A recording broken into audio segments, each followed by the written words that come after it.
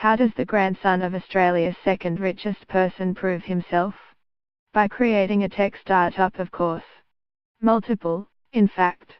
19-year-old Tammy Triguboff, grandson of 84-year-old Merito property developer Harry Triguboff, listed by the Australian Financial Review as having a net worth of $11.43 billion, making him the second richest Australian behind Anthony Pratt, has already sold one of his companies. This all without the help of his privileged family, he rushes to point out. The bad thing is, Tammy says of people's perceptions of his upbringing, people think I can just fund my own projects, that I can do it all myself. But the reality is, my parents haven't given me a single cent. Every time I start a new project, my dad tells me that I am not getting a cent from him. Tammy is behind smartphone games Impossible Rush and Impossible Dial, which he started with his mate Ben Pasternak at age 16 after he was sent by his parents to Victoria's Geelong Grammar Boarding School following his attendance at Sydney's eastern suburbs school, Moria College. Impossible Dial was sold for $85,000, a figure Fairfax Media can reveal for the first time. Tammy is now using his portion of the funds, 50%, to fund his new venture Contra, a social platform that enables young people to voice their opinions on social issues and affairs, according to Tammy.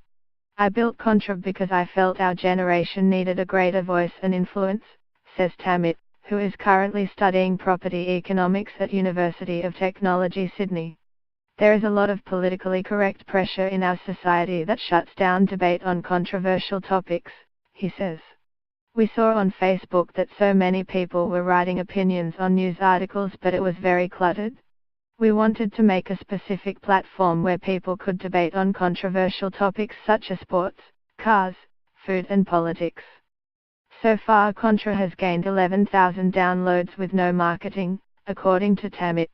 Meanwhile each topic is averaging 65 votes, with the highest topic garnering 15,000 votes, says Tammy, who surprisingly for someone so young has a public relations agency representing him.